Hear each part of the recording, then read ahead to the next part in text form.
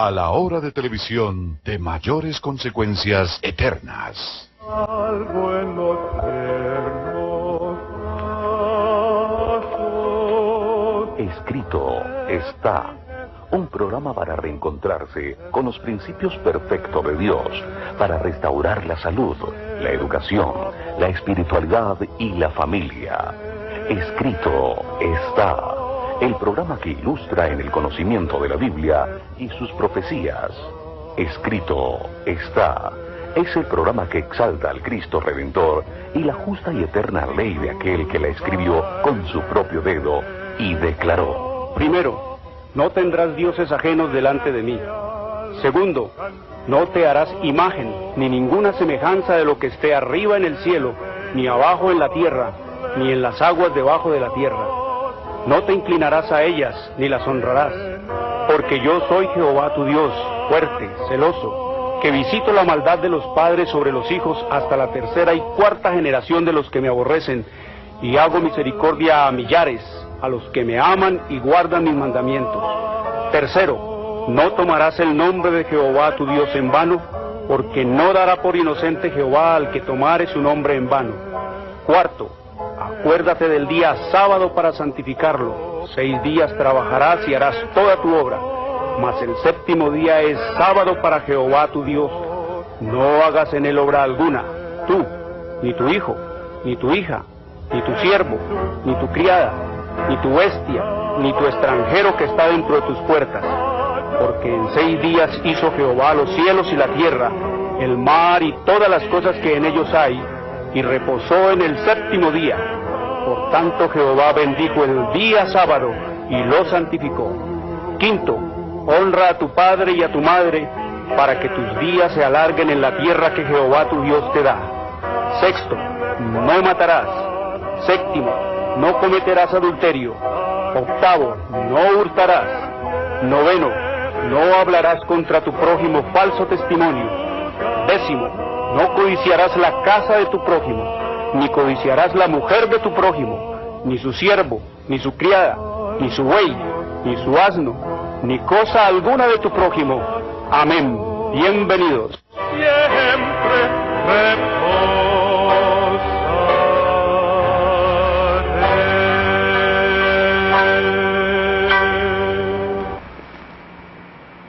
Muy buenas tardes, queridos televidentes, les habla Jorge Luis Garay. Hoy es sábado, el verdadero día del Señor, el cuarto mandamiento de la santa ley de Dios, el séptimo día de la semana. Escrito está en Éxodo 28 al 11. Hoy es sábado, la marca, la señal, la etiqueta de la creación del Dios vivo y eterno, que hizo los cielos y la tierra, el mar y las fuentes de las aguas. Escrito está en Éxodo 31, 16 al 18. Hoy es sábado, el verdadero día para adorar a Dios por los siglos de los siglos. Escrito está en Isaías 66, 22 y 23. Sábado, verdadero día del Señor. Domingo, falso día de descanso. Domingo, día de culto pagano al dios Sol, la marca de la bestia.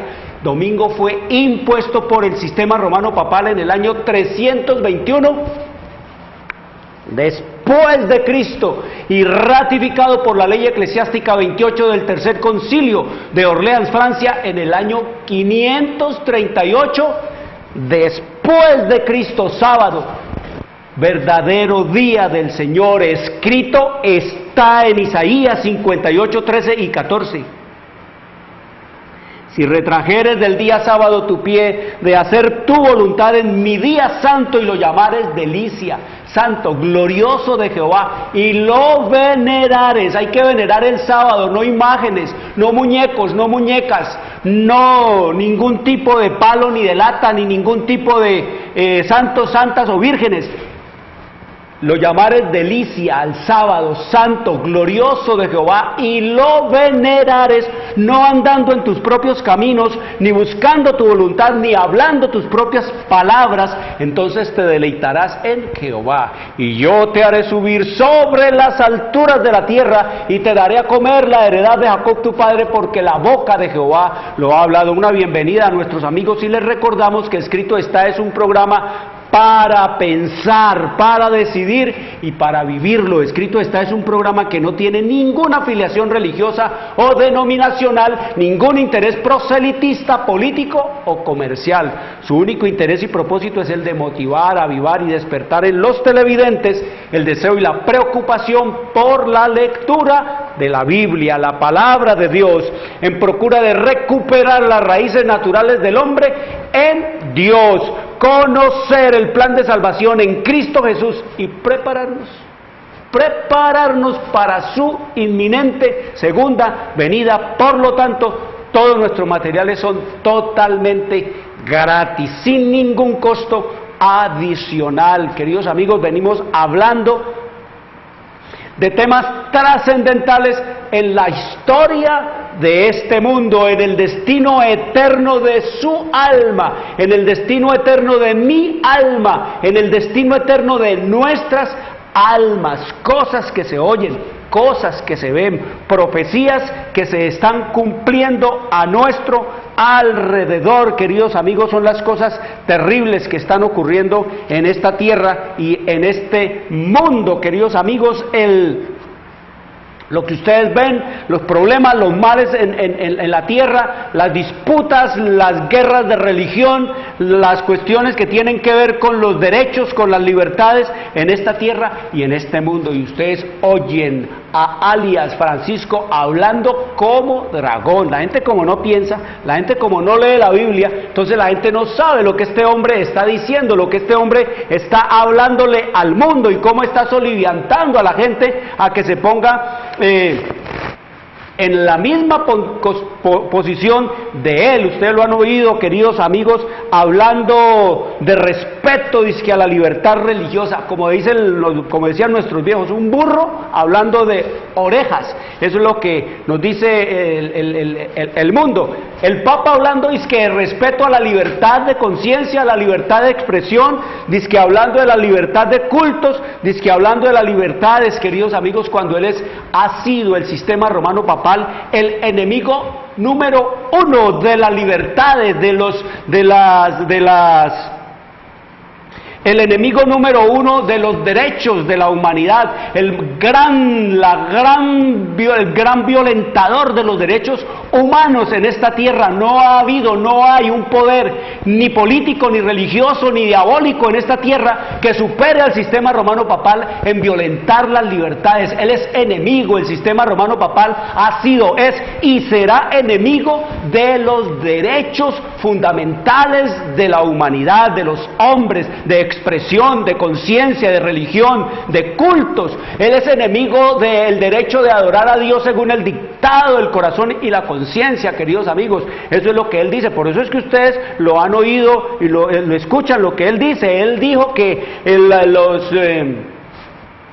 la libertad de expresión tiene su límite, queridos amigos. Dice alias Francisco que la libertad de expresión tiene su límite, pero el Señor dice que los derechos que los hombres poseen de expresión, de conciencia, de religión, de culto, de adorar a Dios según el dictado de su corazón y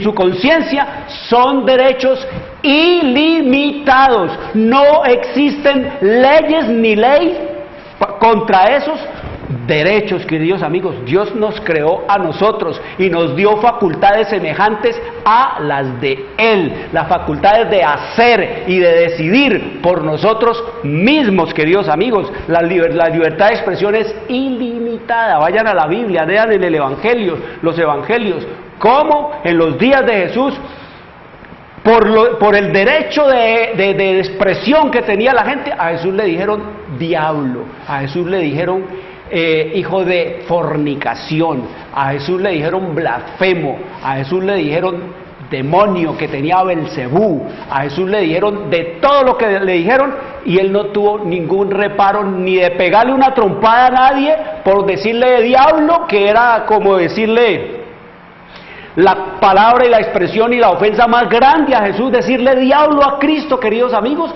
porque lo estaban comparando y haciéndolo igual, equiparándolo al archienemigo de Dios y de la humanidad. Sin embargo, Jesús, queridos amigos, no respondió como el Papa dice que hay que responder, que eso es como si me ofendieran a mi mamá, que yo no lo soporto y le voy a dar su trompada y su golpe al que lo haga. Queridos amigos, eso no hizo el Señor Jesús. Antes, recuerden que Él dijo que el que te pegue aquí, ponle la otra, porque es que el problema, queridos amigos, de la libertad de expresión no es del que lo dice, sino del que lo recibe. Si yo tengo el Espíritu de Cristo en mi vida, voy a actuar como Cristo actuó ante los insultos, ante las ofensas, ante vituperio, ante la calumnia, ante todas esas cosas. Así va a reaccionar, queridos amigos. Pero el papado, queridos amigos, dice que no se puede tolerar ¿a quién? A los que piensan diferente al Papa, que no se puede tener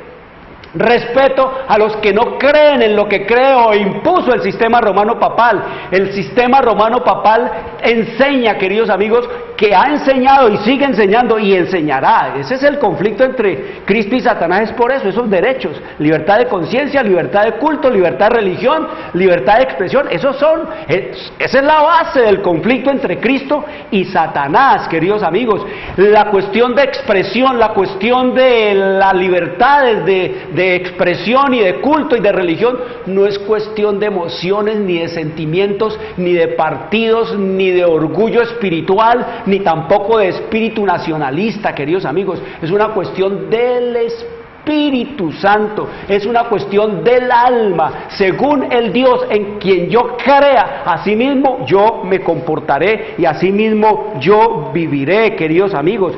Es exactamente lo mismo. Por eso, recuerden lo que yo les decía a ustedes, que los hechos demuestran la naturaleza de nuestro interior, que nuestra moral refleja nuestra devoción y nuestras vidas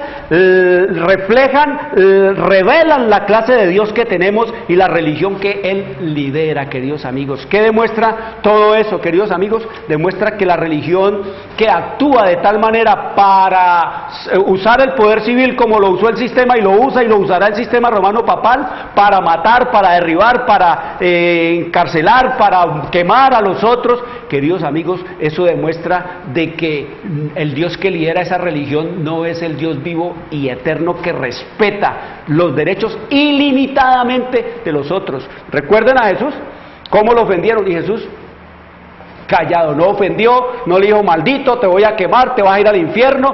Recuerden al rey David cuando iba subiendo el monte de Carmelo, cómo iba un hombre allí maldiciéndolo y diciéndole: perro, sanguinario, asesino, criminal, tú eres una peste. Todo lo que él quiso decirle, y David era callado. Y los que iban alrededor de él: David, ¿cuándo se te abrirán los oídos para oír lo que este perro te está diciendo? Y le dijo uno de sus amigos: permíteme, Señor, yo voy y le corto la cabeza de una vez para que... Y David, ¿qué le dijo?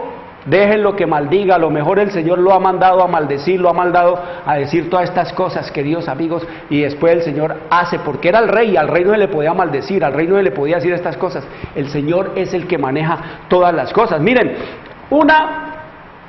solo un botón de lo que el sistema romano papal dice, hablando dizque de libertad de expresión, hablando dizque de respeto a las religiones, queridos amigos, solo marketing, solo para que la gente lo vea y que luzca bonito y de acuerdo, porque por ahora toleran, pero llegará el día en que no van a tolerar. Cuando son impotentes, toleran, queridos amigos. Eso es lo que nos dice que el sistema romano papal es tolerante cuando es impotente. Oiga lo que dice Giovanni Maria Mastai Ferretti, alias Pío IX, y detrás de eso, ese ha sido el lema de todos los papas, queridos amigos. En la encíclica del 15 de agosto de 1858 dice alias Pío IX: las doctrinas y extravagancias absurdas y erróneas en favor de la libertad de conciencia. ¿Cómo considera la libertad de conciencia? ¿Una qué? Una extravagancia absurda. La libertad de conciencia, dice, son uno de los errores más pestilentes. ¿Cómo consideran la libertad de expresión, la libertad de conciencia? un error pestilente, una de las pestes que más se debe temer en un Estado. Oiga, en los Estados no debe, según el papado, no debe haber libertad de conciencia, en los Estados no debe haber libertad de expresión, en los Estados no debe haber libertad de religiones, queridos amigos, según el sistema romano papal. Y el mismo Papa, eso está escrito aquí por el Espíritu, inspirado por el Espíritu, para que la gente lo vea, lo entienda. El mismo Papa, en su encíclica muy famosa, Syllabus Errorum, del 8 de diciembre de 1864, anatematizó, es decir, maldijo a los que sostienen la libertad de conciencia y de cultos, como también a cuantos aseveran que la Iglesia no puede emplear la fuerza. Miren, ¿emplear la qué? La fuerza. Los que digan que la Iglesia no puede emplear la fuerza son malditos. Eso es lo que dice aquí el Papa alias Pío IX, queridos amigos. Entonces,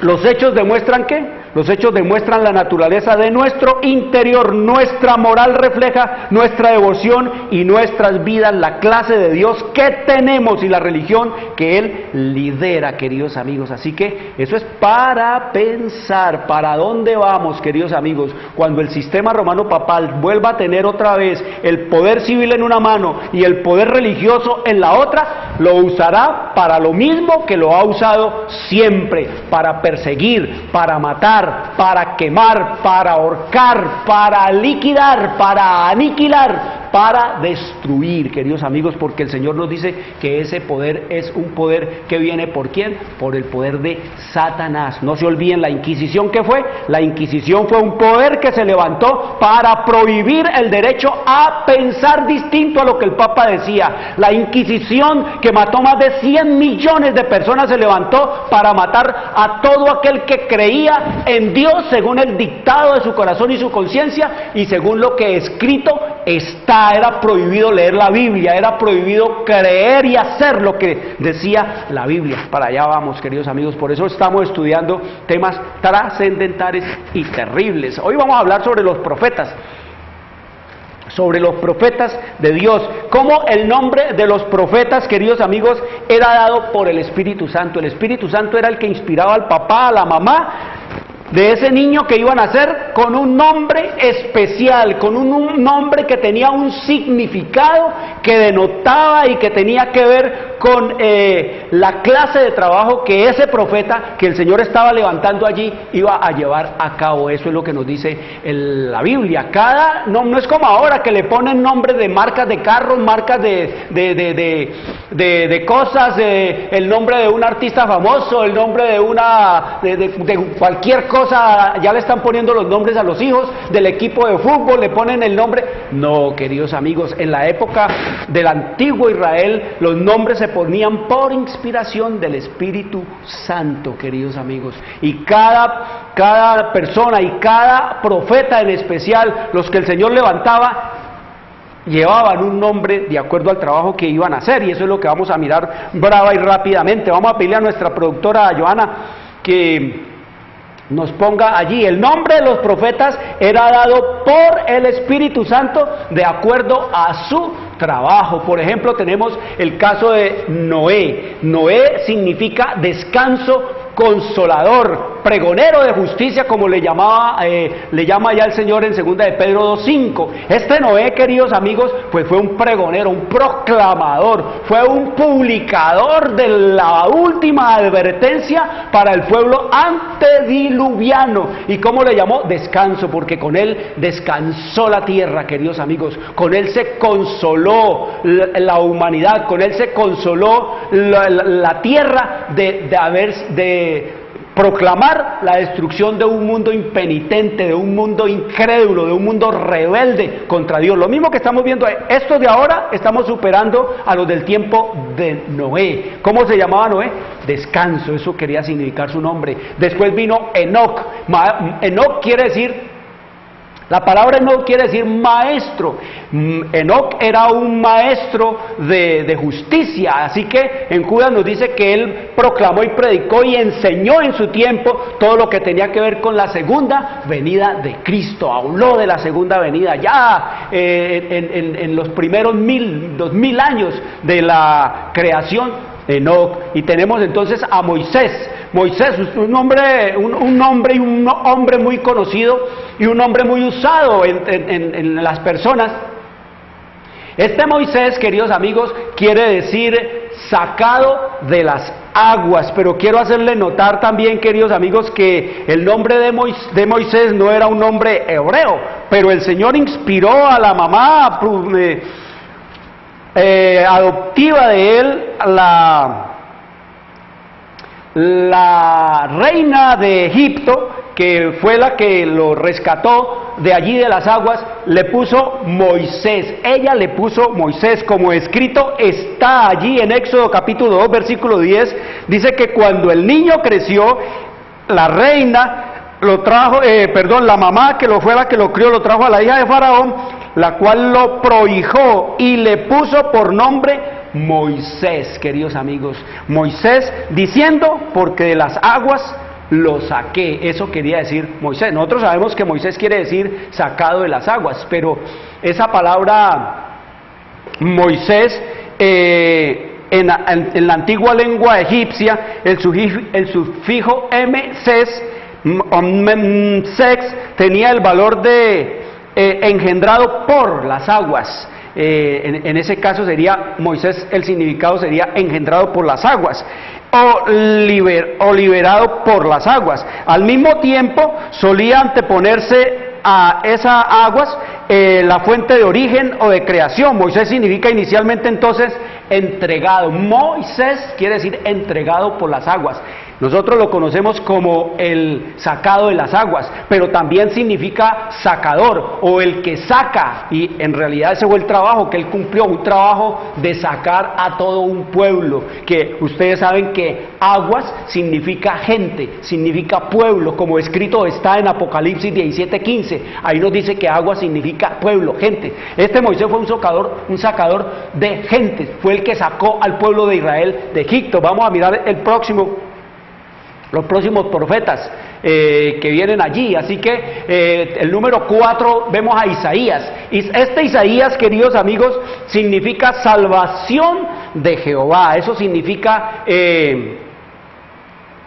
Isaías. Y este Isaías era el que iba a anunciar todo lo relativo a la venida primera del Señor Jesucristo. Iba a anunciar el nacimiento de un niño, de una virgen, como escrito está allá en el capítulo 7, versículo 14 de Isaías. Dice el profeta: por tanto, el Señor mismo os dará señal. He aquí que la virgen concebirá y dará a luz a un niño y llamará su nombre Emmanuel. Es lo que nos dice la Escritura, queridos amigos, que anunciaría que el trabajo de Isaías iba a ser ese, queridos amigos, básicamente anunciar y poner a los oídos y en la proclamación por toda la tierra del mundo conocido el anuncio del nacimiento de Emmanuel, que significa Dios con nosotros. Pero este mismo Isaías, en el capítulo 9, en el versículo 6, nos dice también, hablándonos del mismo trabajo que iba a cumplir, de la salvación de Jehová, del acercarse a la salvación de Dios, de enviar a un Salvador. Dice: porque un niño nos es nacido, hijo nos es dado, y el principado sobre su hombro, y se llamará su nombre admirable con mayúscula, consejero con mayúscula, Dios fuerte, Padre eterno con mayúscula, príncipe de paz. O sea, anunciando a quién, al mismísimo Dios, al mismísimo Cristo, al mismísimo Jehová, al mismísimo Redentor, al mismísimo Cristo, queridos amigos, que iba a venir. Y Jeremías, pues el trabajo de Jeremías, el nombre Jeremías significa Jehová establece. Ese es el trabajo que iba a hacer, de anunciar cómo Jehová iba a establecer. Pero también quiere decir Jeremías, Jehová lanza. ¿Y cuál era el trabajo de Jeremías?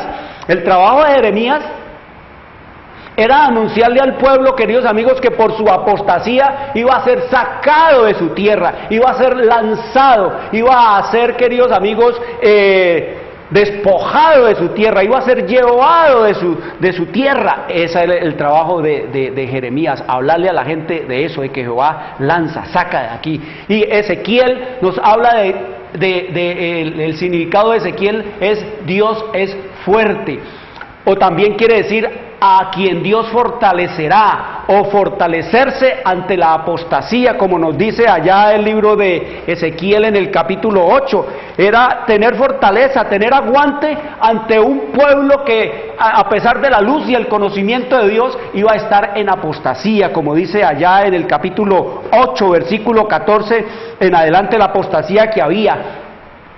Terrible, queridos amigos, como saco de silicio, oscuridad tenebrosa había en Israel, y dice, y me llevó a la entrada de la puerta de la casa de Jehová, que está al norte, el mismísimo templo de Dios, y aquí mujeres que estaban allí sentadas llorando, endechando a Tamuz. Ya hablamos de eso en la Navidad, antes de que reverdeciera y que resucitara Tamuz, o la chamisa esa que simbolizaba a Tamuz, las mujeres judías llorándolo. Es una gran apostasía, por eso dice, fortalézcase en medio de la apostasía, porque el Señor es fuerte para sacar adelante a los fieles. Y dice, y me llevó, el versículo 16, al atrio de adentro de la casa de Jehová, y aquí junto a la entrada del templo, oiga, ahí mismísimo, en el mismísimo templo de Jehová, entre la entrada y el altar, como 25 varones, sus espaldas vueltas al templo de Jehová, y sus rostros hacia el oriente, y adoraban al sol postrándose hacia el oriente. Eso es lo que nos dice el libro de Ezequiel. Por eso dice que Ezequiel quiere decir Dios fuerte, queridos amigos, y también quiere decir a quien Dios fortalecerá, fortalecerse ante la apostasía. Estaban en las mismas que está el mundo católico, en las mismas que está el mundo protestante, y en las mismas que está el mundo pagano y el mundo mundano de esta tierra, queridos amigos. Adoraban al sol, queridos amigos, adorando ídolos, adorando muñecas y muñecos, adorando vírgenes, adorando, queridos amigos, toda clase de tiestos de oro, de madera. Eso está escrito, queridos amigos. Y Daniel, el trabajo de Daniel iba a hacer exactamente lo que ahí dice, queridos amigos, que significa su nombre, y es Jehová juzga.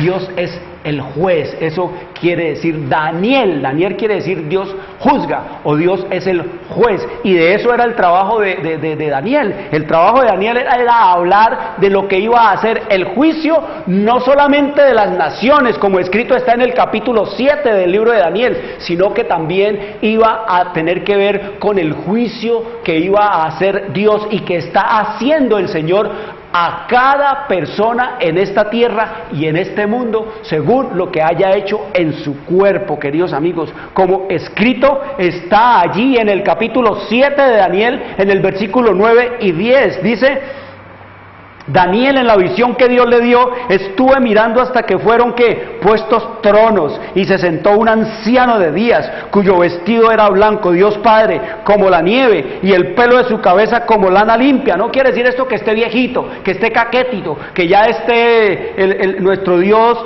el Padre, ya esté totalmente llevado por el Alzheimer o por el Parkinson. No, el vestido, el cabello blanco quiere decir grandísima autoridad y grandísimo respeto, queridos amigos. Eso quiere decir el cabello blanco y el anciano de días. No es que Dios sea viejo, porque Él es eterno, queridos amigos. Estos son símbolos, son cosas representativas de Dios. Y dice entonces aquí que el pelo de su cabeza como lana blanca, y su trono llama de fuego, y las ruedas del mismo fuego ardiente. Dice, un río de fuego procedía y salía de delante de él. Millares de millares le seguían, y millones de millones asistían delante de él. Y dice Daniel, el juez se sentó, y los libros fueron abiertos. Jehová juzga. Hay un día de juicio. Eso es lo que dice Daniel en su trabajo. Iba a hacer eso, anunciarnos a nosotros que los juicios de Dios colectivos a nivel de las naciones, pero también a nivel de los individuos y de las personas y de la intimidad de cada ser y de cada persona que vive en esta tierra. Oseas, queridos amigos, Oseas quiere decir Jehová es salvación, Jehová salva. Eso es lo que quiere decir Oseas, queridos amigos. ¿Y cuál era el trabajo de Oseas? Pues el trabajo de Oseas fue un trabajo un poquito desagradable, fue un trabajo un poco incómodo. El Señor le dijo a Oseas allá en el capítulo 1, versículo 2, el trabajo que le iba a tocar hacer. Dice, el principio de la palabra de Jehová por medio de Oseas. Dijo Jehová a Oseas: ve, Oseas, tómate una mujer fornicaria, es decir, una prostituta, e hijos de fornicación, porque la tierra fornica apartándose de Jehová. Ese era el trabajo que le puso el Señor. Vaya, consígase una prostituta para darnos a nosotros una lección, un ejemplo de qué, de lo que era, cómo el mundo está prostituido detrás de los ídolos, cómo el mundo está prostituido detrás de la humanolatría, cómo el mundo está prostituido detrás del dios Mamón de las riquezas, cómo el mundo está prostituido detrás del culto a los hombres, del culto a las imágenes y del culto a todo lo que es, queridos amigos, animales y cosas en esta tierra y en este mundo. Por eso el Señor manda un tremendo y terrible mensaje a través de ¿quién? De Oseas. Y Jonás. Jonás significa paloma, queridos amigos, y ustedes pues han oído la historia de Jonás, el que se tragó la ballena, al que se tragó la ballena, Jonás. Este Jonás pues también tuvo un trabajo un poquito incómodo para él, porque él tenía el mismo espíritu inquisidor del sistema romano papal, y era que al que pecaba y ofendía a Dios había que matarlo, como pensaban los hijos del trueno Andrés y Juan, allá los discípulos de Jesús, que todo el que se opusiera a Dios había que matarlo, que todo el que no aceptara ni respetara ni dijera bien de Cristo había que quemarlo. Y por eso le digo: Señor, díganos, permítenos hacer que descienda fuego del cielo. Este era Jonás, uno de esos, queridos amigos. Él quería era que Nínive fuera destruida, que si Dios le mandaba a dar un mensaje de destrucción a Nínive lo cumpliera, pero terminó chasqueado y enojado con Dios. Por eso, ¿qué nos dice entonces? Jonás quiere decir paloma, queridos amigos. Eso quiere decir Jonás. Allá en el capítulo 3, versículo 2 nos dice: y se levantó Jonás y fue a Nínive conforme a la palabra de Jehová, y era Nínive ciudad grande en extremo, y a 3 días de camino, y comenzó Jonás a entrar por aquella ciudad, hablando. ¿Qué le mandó el Señor a Nínive? A que proclamara en ella el mensaje que yo te diré. Eso quiere decir Jonás paloma. ¿Sirvió de qué? De paloma mensajera, llevar un terrible mensaje. Vamos el próximo. Estamos viendo entonces cómo el trabajo de el nombre de cada profeta significa el trabajo que iba a hacer Miqueas. ¿Quién es como Yahvé? ¿Quién se asemeja a Jehová? Eso quiere decir Miqueas. ¿Quién es como Yahvé? ¿Quién se asemeja a Jehová? Porque Miqueas iba a hablar, queridos amigos, del perdón, de la misericordia de Dios. ¿Quién? ¿Qué Dios puede tener tanta misericordia? ¿Qué Dios puede asemejarse a Jehová en amor, en misericordia y en piedad para un mundo llevado del diablo? Como escrito está en Miqueas 7, versículos 18 y 19. ¿Qué Dios como tú? Dice, ¿qué Dios como tú? Es la pregunta. ¿Quién es como Yahvé? ¿Qué Dios como tú, que perdona la maldad y olvida el pecado del remanente de su heredad? No retuvo para siempre su enojo, porque se deleita en misericordia. Mira el trabajito que le mandó el Señor a hacer a Miqueas, a que hablara de qué, de que quién iba a ser como Dios en perdonar, de que quién se iba a asemejar a Jehová en tener misericordia de los que él tuviera misericordia. Y dice el versículo 19 del capítulo 7 de Miqueas: Él volverá a tener misericordia de nosotros, sepultará nuestras iniquidades y echará en lo profundo del mar todos nuestros pecados. Eso es Miqueas. Cuando le damos a Miqueas vamos a encontrarnos a un Dios que, un Dios de amor, un Dios que como Él no hay semejante, un Dios que no manda a destruir al que discuta con Él, al que lo ofenda a Él. Dios entiende todas las cosas, como Cristo. Cristo no mandó al que lo dijo diablo, al que lo abofeteó, al que le dio a que lo quemaran o lo maldijo o le aplanchó las narices porque lo ofendió. No, queridos amigos, ¿quién es como Yahvé, que perdona? Dice el Señor. Mientras haya esperanza entre nosotros, mientras estemos vivos, dice el Señor que hay esperanza. Malaquías, queridos amigos, Malaquías, el trabajito que el Señor le dio a Malaquías era el trabajito de ¿qué? De ser el mensajero, como dice allá Malaquías 4:5. He aquí, yo os envío el profeta Elías, el mensaje de que iba a ser enviado el profeta Elías antes de que venga el día de Jehová grande y terrible. ¿Quién es el Elías que nos dice allí? Elijah. Jehová mismo, Dios mismo. ¿Quién iba a venir en los últimos días antes de que viniera el día terrible? El Espíritu Santo, queridos amigos. Ese era el trabajo de Malaquías, anunciar para el fin de la historia de la humanidad, antes de la venida segunda del Señor Jesucristo, la venida del Espíritu Santo. Y eso es lo que está viniendo sobre esta tierra, queridos amigos, para que usted y yo nos pellizquemos, para que nuestra mente se abra, para que discernamos espiritualmente las cosas, para que entendamos lo que es de Dios y lo que no es de Dios, para que veamos a los enemigos de Dios desenmascarados, para que veamos la misericordia y el amor de Dios, para que entendamos y comprendamos los juicios de Dios. Zacarías, ese significado de Zacarías significa Yahvé recuerda o se ha acordado, queridos amigos. Zacarías, en el capítulo 12, versículos 10 y 11, nos dice cuál iba a ser el trabajo de Zacarías. 12:10, allá nos dice, y derramaré sobre la casa de David y sobre los moradores de Jehová espíritu de gracia y de oración, y mirarán a mí, a quien traspasaron, y llorarán como se llora por hijo unigénito, afligiéndose por él como quien se aflige por el primogénito. Dice, en aquel día habrá gran llanto en Jerusalén. ¿Qué dice el Señor ahí hablándonos de Zacarías? Jehová que recuerda, se ha acordado de que se ha acordado de su misericordia, de venir a esta tierra, pero dice que Él va a que, como dice aquí Daniel, el mundo va a acordarse de Dios, van a mirar a Él en medio del caos y de la maldad y la iniquidad, en medio de la proclamación de la última advertencia a esta tierra y a este mundo. El mundo se va a acordar de Jehová, queridos amigos, se va a acordar. Ahora Jehová está olvidado, pero dice la promesa, el Señor dada en su profeta Zacarías, es que el mundo mirará a Dios, queridos amigos, porque el Señor dice que va a secarle las aguas al papado, le va a retirar la gente al papado, le va a retirar la gente al sistema protestante, y le va a retirar también la gente al espiritismo, y la gente va a mirar a Dios como única esperanza, porque ni el papado, ni los protestantes, ni el diablo podrán hacer nada por la gente, y mirarán. El Espíritu despertará a la gente. Y el 13 nos dice Jesús, el profeta de los profetas. ¿Cómo es que se iba a llamar? ¿Cómo el nombre que le separó el Espíritu Santo? El nombre que el Señor le reservó al que iban a nacer, al niño que nos anunció Isaías y todos los profetas, Salvador. Eso quiere decir Jesús, Salvador. Ese iba a ser su trabajo, salvar. También quiere decir, llamará su nombre, ¿qué? Su nombre Jesús, porque Él salvará a su pueblo de sus pecados, como escrito está en Mateo 1:1. Y Cristo, queridos amigos, Cristo, que es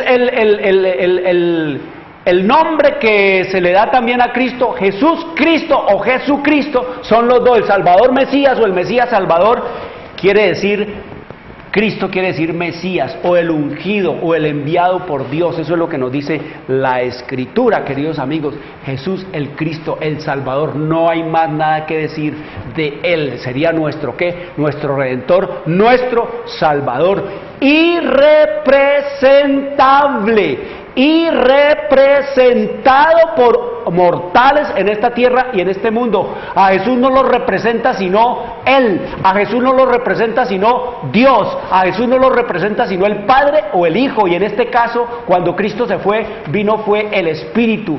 Alias Francisco, el Papa es un impostor, es un farsante, queridos amigos, es un usurpador, y eso es lo que estamos estudiando aquí en la palabra y en la historia, cómo se impuso ese sistema. Vamos entonces ahora a el profeta que Dios envía para los últimos días, el que habla ya en el libro de Apocalipsis, en el capítulo 19, versículo 10, profeta para este tiempo, queridos amigos, del fin. Dice el profeta 19:10, yo me postré a sus pies para adorarle, y el ángel me dijo, mira, no lo hagas, yo soy consiervo tuyo y de tus hermanos que retienen el testimonio de Jesús. Adora a Dios porque el testimonio de Jesús es el espíritu de la profecía. Aquí nos dice el Señor que iban a haber unos hermanos de Juan que retendrían ¿qué? El testimonio de Jesús. Pero cuando el Señor está diciendo de unos hermanos que retendrían el testimonio de Jesús, no está hablando de denominaciones, no está hablando de organizaciones religiosas, no está hablando de pueblos etnoexclusivistas o etnocentristas, no. Esto es, cuando habla de tus hermanos, se está refiriendo es a la humanidad toda, porque el espíritu de la profecía, desde allá en los días de Abel hasta los días de Cristo Jesús y sus apóstoles, que fueron también profetas, como Pedro fue profeta, Pablo también fue profeta, Judas también fue profeta. Queridos amigos, no hablaron ellos de manera exclusivista, sino que dice el Señor que el Espíritu habla a través de ellos para la humanidad. Aquí no hay cuestiones de tipo que esto es nuestro, mío, como habla el Islam, por ejemplo, que es Alá es Dios y Mahoma es su profeta. No, queridos amigos, esto es una cosa muy diferente. O como hablan los mormones de que el profeta viene y cambia y pone todo lo de la... No, ningún profeta de Dios contradice lo que los otros han dicho, y todos estos profetas, queridos amigos, lo que hacen es contradecir lo que dijeron esos profetas que ya mencionamos antes. El Señor levanta entonces en los Estados Unidos de Norteamérica, en la tierra gloriosa del tiempo del fin, queridos amigos, el país que Dios fundó, así como fundó Dios a Israel, y así como levantó sus profetas de Israel, también de los Estados Unidos, de la tierra gloriosa, Él levantó un profeta para hablarnos de las cosas que habrían de venir en los últimos días, y para mostrarnos más claramente todo esto que estamos hablando, queridos amigos, que vendría en los últimos días. Y el Señor levanta entonces a una niña, a una mujer que se llamó Ellen Gould White. Volvamos un poquito antes, volvámoslo. Levanta a Ellen Gould Harmon, que era el nombre de soltera, el nombre con el que ella nació originalmente, y vemos nosotros, queridos amigos, que el Señor, ese nombre que el Señor le colocó allí, iba a llevar a cabo un trabajo según el significado de ese nombre. Ellen, su significado es de origen griego, y eso lo pueden ustedes buscar en internet.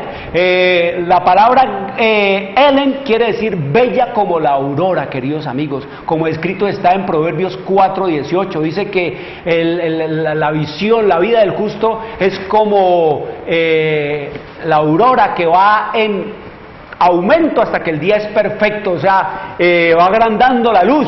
Y también quiere decir bella como el sol, queridos amigos. Allí dice que la palabra de Dios resplandece como el sol. También ese nombre significa luz resplandeciente, como escrito está en el Salmo 119, 105. Dice el Señor, Salmo 119, no 109, sino 119, 105, dice el Señor: lámpara es a mis pies tu palabra y lumbrera a mi camino. Y también quiere decir el nombre Ellen, quiere decir brillante como una antorcha, como escrito está ya en Segunda de Pedro, en el capítulo... En Segunda de Pedro, capítulo 1, versículo 19, dice: tenemos también la palabra profética más segura, a la cual hacéis bien en estar atentos como a una antorcha que alumbra en lugar oscuro, hasta que el día esclarezca y el lucero de la mañana salga en vuestros corazones. ¿Qué quiere decir Ellen, queridos amigos? Quiere decir la Biblia, la palabra de Dios, las sagradas escrituras, la luz de Dios. Quiere decir la lámpara, quiere decir la antorcha, eso quiere decir la Biblia. La Biblia es eso, es la luz. Miremos entonces lo que quiere decir gold. Gold en inglés antiguo quiere decir oro, queridos amigos, que en el inglés actual es gold. Y también el oro, pues el oro significa la fe, como escrito está allá en Apocalipsis, en el capítulo 3, allá en el capítulo 3 nos dice que el oro significa fe, y harmon en inglés antiguo viene la palabra harmony o armonía, como la conocemos nosotros. Esas fueron las tres palabras, Biblia, luz, palabra, y entonces esas cosas que pasamos anteriormente, queridos amigos, era lo que en el tiempo del chasco, del que ya les he hablado en 1844, cuando el Señor iba a mostrarle al pueblo norteamericano, a su pueblo fiel, a los que habían atravesado el mar a riesgo de su vida, a los que venían perseguidos de los reyes y de los papas, el Señor, queridos amigos, les estaba mostrando después del chasco las tres cosas que se necesitaban. Tres cosas que se necesitaban era la primera, la palabra de Dios, recobrar la fe en la palabra de Dios.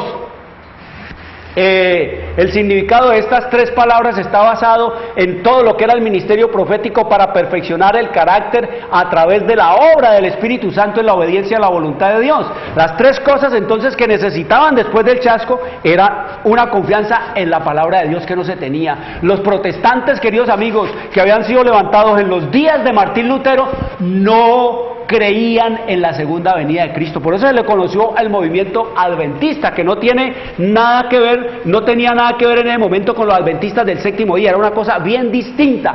De ahí levantó el Señor este movimiento adventista. Es una cosa que está bien dateada, bien registrada, queridos amigos, en la historia de la nación norteamericana. Entonces, en el año de 1827 nace Ellen Gould Harmon, queridos amigos, y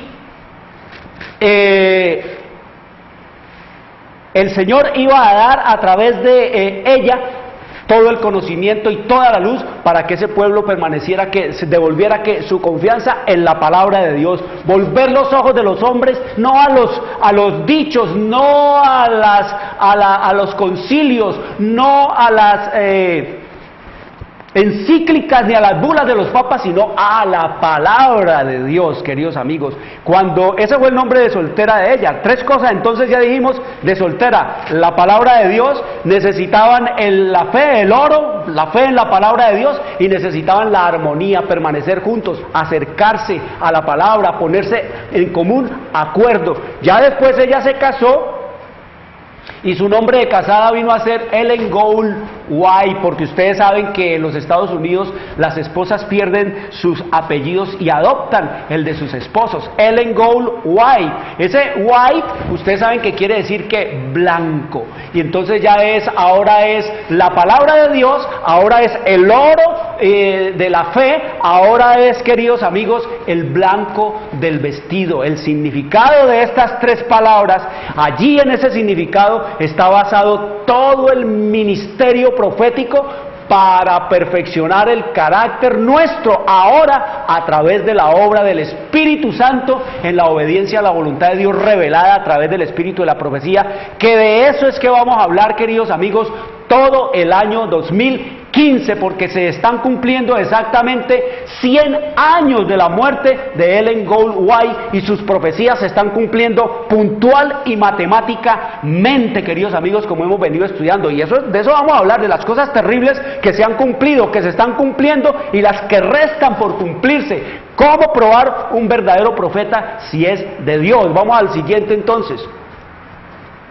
Dice entonces que allí en ese nombre de Ellen Gould White, el Señor nos ofrece, está la oferta del mercader celestial de Apocalipsis, capítulo 3, 17 y 22. Queridos amigos, miren, en el Señor no hay casualidad. Así como Él le puso un nombre a cada uno de sus profetas en el tiempo antiguo, queridos amigos, para designarles el trabajo que iban a realizar, así también a Ellen Gould White le ha designado el trabajo para hacer. Y el Señor lo confirma y lo afirma en su palabra. Escrito está en Apocalipsis, capítulo 3, versículo 17 al 22, dice el Señor Jesucristo.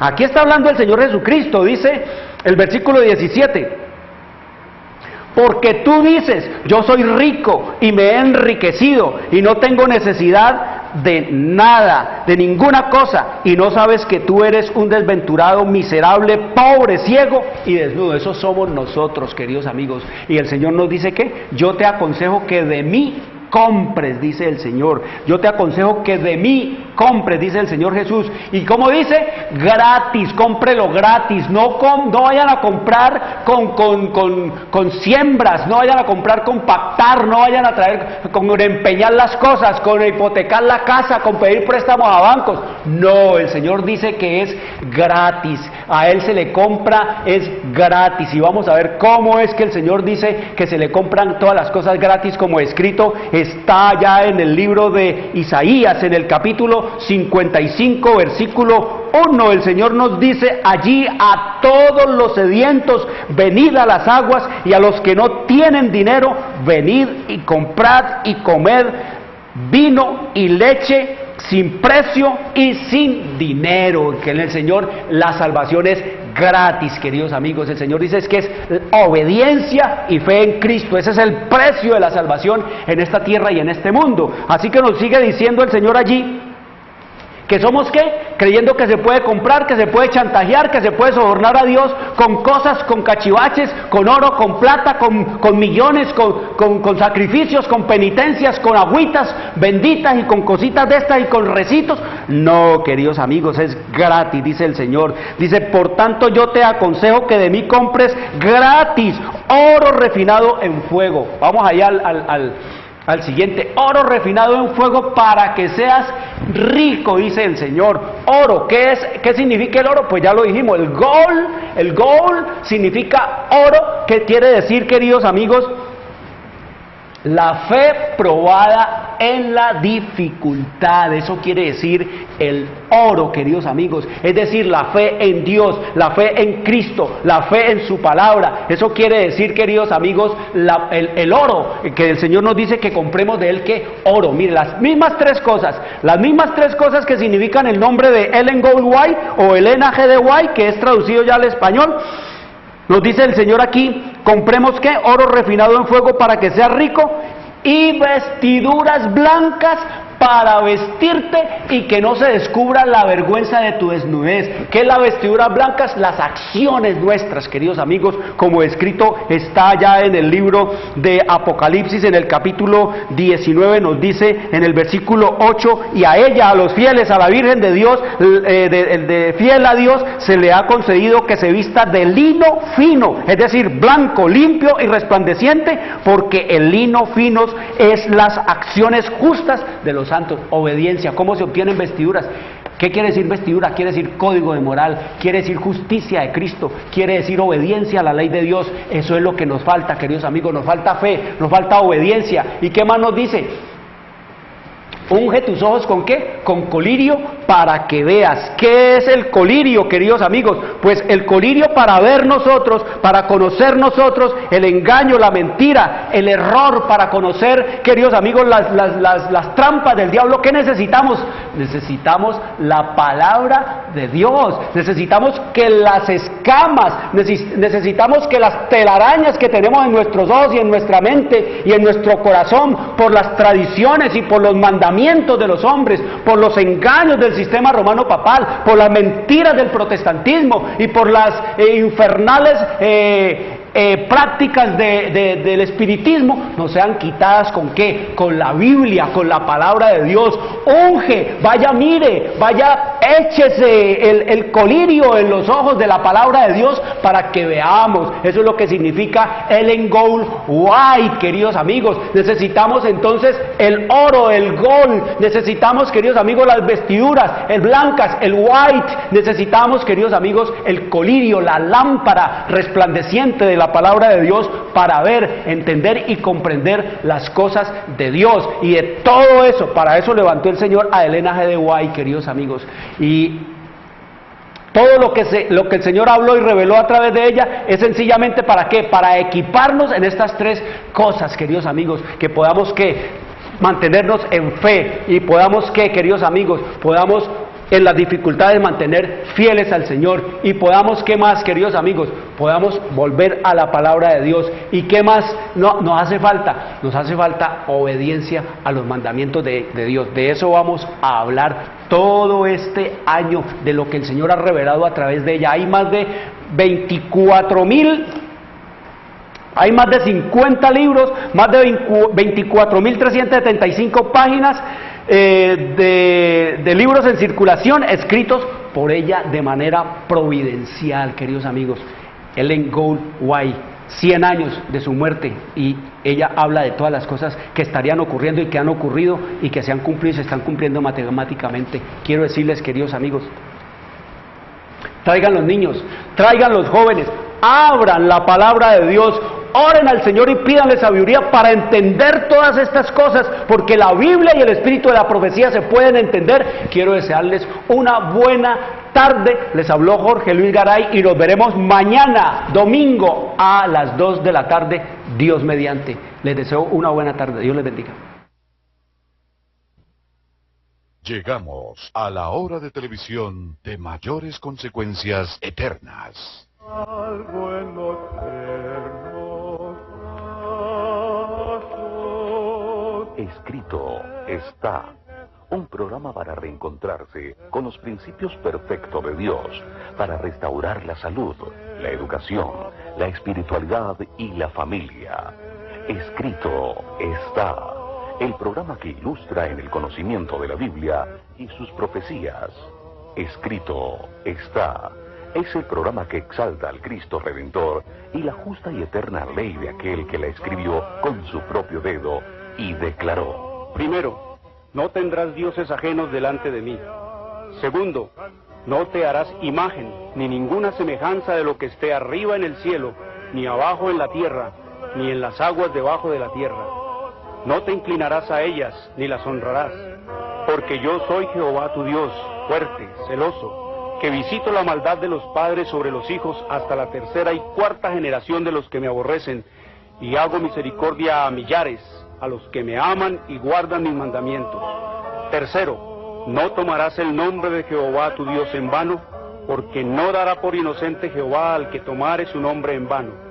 Cuarto, acuérdate del día sábado para santificarlo. 6 días trabajarás y harás toda tu obra, mas el séptimo día es sábado para Jehová tu Dios. No hagas en él obra alguna, tú, ni tu hijo, ni tu hija, ni tu siervo, ni tu criada, ni tu bestia, ni tu extranjero que está dentro de tus puertas. Porque en 6 días hizo Jehová los cielos y la tierra, el mar y todas las cosas que en ellos hay, y reposó en el séptimo día. Por tanto Jehová bendijo el día sábado y lo santificó. Quinto, honra a tu padre y a tu madre, para que tus días se alarguen en la tierra que Jehová tu Dios te da. Sexto, no matarás. Séptimo, no cometerás adulterio. Octavo, no hurtarás. Noveno, no hablarás contra tu prójimo falso testimonio. Décimo, no codiciarás la casa de tu prójimo, ni codiciarás la mujer de tu prójimo, ni su siervo, ni su criada, ni su buey, ni su asno, ni cosa alguna de tu prójimo. Amén. Bienvenidos. Siempre